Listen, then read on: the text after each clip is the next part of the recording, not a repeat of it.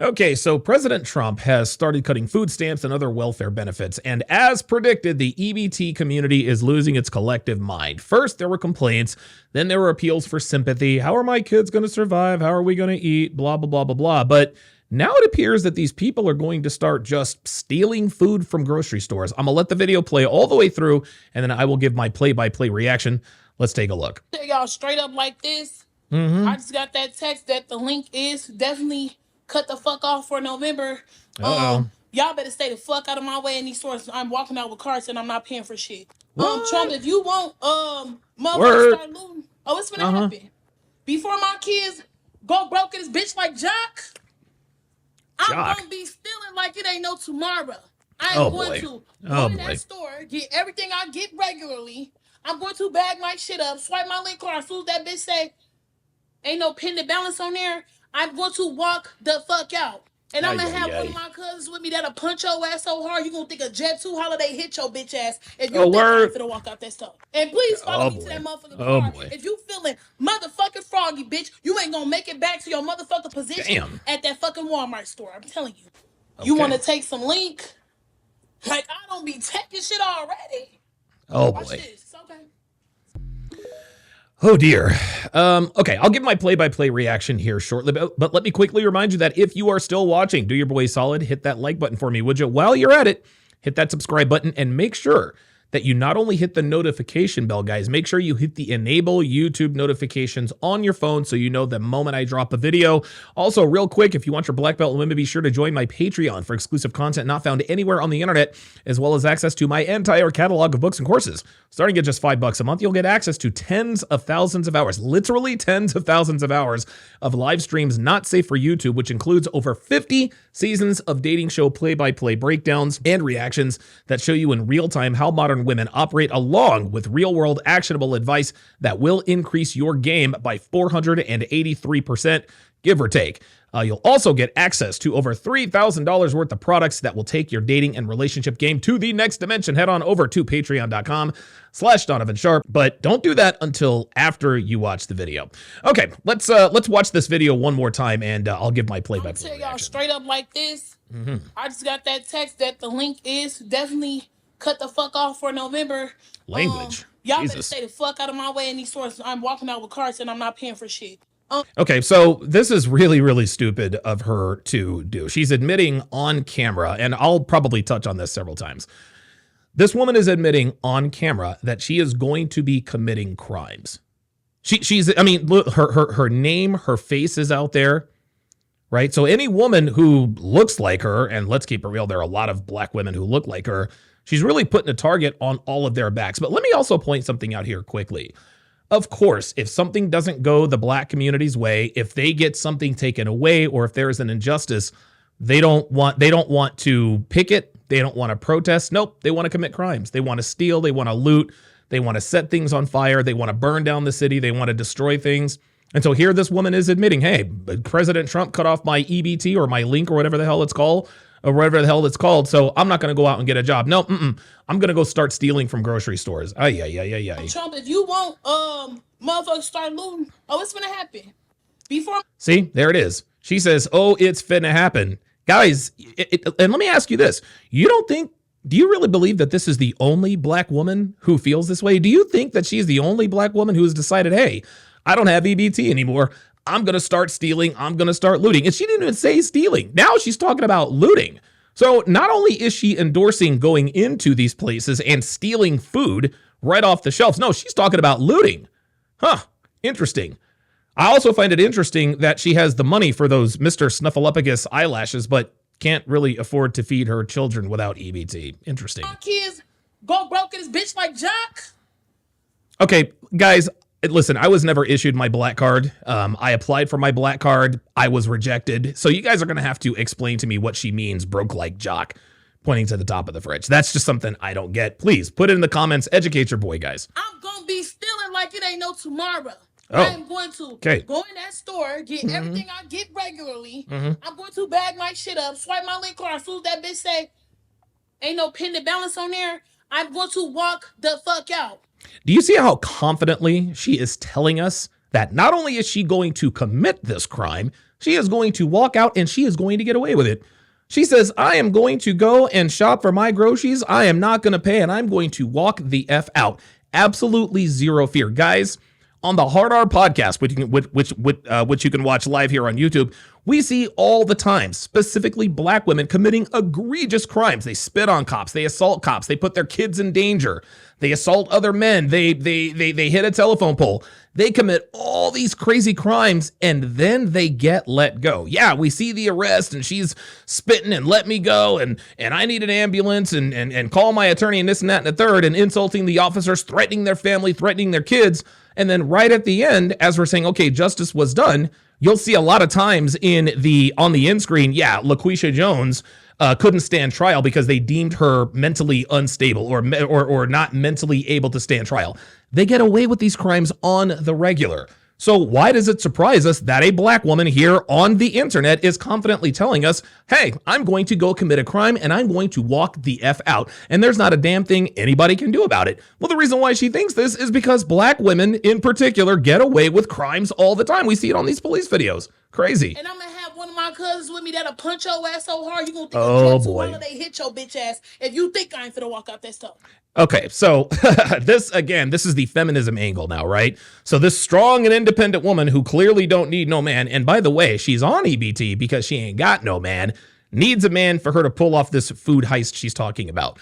This proves once again that women can't do anything. Women can't do anything without men. Women can't do feminism without men, and it appears they can't really commit crimes without men. So once again, a woman needs a man to pull something off legally or otherwise. Big shock there. And please follow me to that motherfucking car. If you feeling motherfucking froggy, bitch, you ain't gonna make it back to your motherfucking position at that fucking Walmart store. I'm telling you. Okay, so now she is threatening the law, right? Like this is a direct threat. Please follow me out to the car and you're gonna F around and find out. And then, here even stupider, she is telling us where she's actually going to commit the crime. Like, hey, guys, by the way, I'm going to go into a store. I'm going to go into Walmart, and I'm going to walk the F out, and there's nothing you're going to be able to do about it.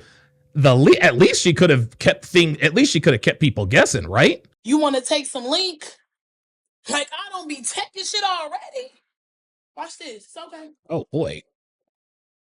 Did she just admit that she's already stealing?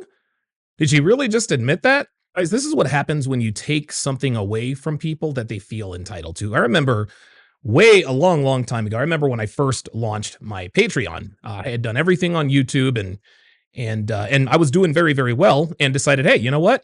Why not monetize my knowledge? Why not try to monetize my knowledge a little bit? And I'll never forget, I did this video called five things, 5 signs that she's a 304 or something like that. And before I got to the number 1 sign, I said, well, to see what the number 1 sign is, sign up for my Patreon, patreon.com/DonovanSharp. And my comments were absolutely riddled with people who felt entitled to my exclusive content. Terrence Popp did the same thing. Terrence Popp has a wonderful show. He did a show for years and years and years, didn't charge a thing. As soon as he started charging, people got complaints. People really do hate when you stop working for free. And so this particular woman and the EBT community, they feel entitled to these things because they have gotten them for free for nothing for so long. Gentlemen, this is why people don't take N-words seriously anymore. It's a constant victim mentality. They commit crimes. Then she threatens with her cousin, okay? Now, she told us what she's going to do. And as a matter of fact, now I have to ask the question, is this premeditated robbery? Is this premeditated armed robbery? And let's not let this little nugget away. This is another case of a black woman putting another black man at risk. Do you honestly think, she says, my cousin's gonna hit you so hard, you're gonna think you got hit by a JetBlue Holiday. She's not talking about a female cousin. No, she's talking about a male cousin. So let's just walk this through. She goes to Walmart, she grabs her stuff, she's taking stuff off the shelves. She gets to the register, swipes her EBT card, it declines. She starts to walk off. Security obviously will get involved. They'll likely call the cops. Now, security will probably delay them from getting to the car, at least long enough for the cops to get there. When the cops get there, that's probably when they get to the car. The cousin acts stupid. He's trying to hit cops. That he gets tased, shot, whatever. Guys, I have said this time and time again, that American black women are the only group of people that regularly put their children at risk. Okay, this is also the case with black men. A lot of people in the so-called black community, black supremacists, like to say, well, stay away from those white girls. White girls will get you locked up. Yeah, white girls will get you locked up if you don't have game. If you don't know how to handle certain types of women, yes, they will absolutely turn your life upside down if you don't know how to handle it. But black women put black men at risk on the regular from the cradle to the grave, even when you're not related to them. This dude is her cousin. Can you imagine being her cousin and getting this phone call? Hey, Spooty, I'm finna go down to the Walmart and I'm finna rob this place and I need the muscle. What's up? You in? Putting black men at risk is something that American black women do on the regular, and this needs to be continued to be called out. Here's another thing. All these threats that she's talking about, please try to stop me from my car. I'm going to walk out. I'm going to walk the F out. I'm not paying anything. All those threats going to get you and your cousin locked up, baby girl. Your dumbass just announced to the world what you are getting ready to do. You even told us where you're going to do it. You're going to do it at Walmart, right?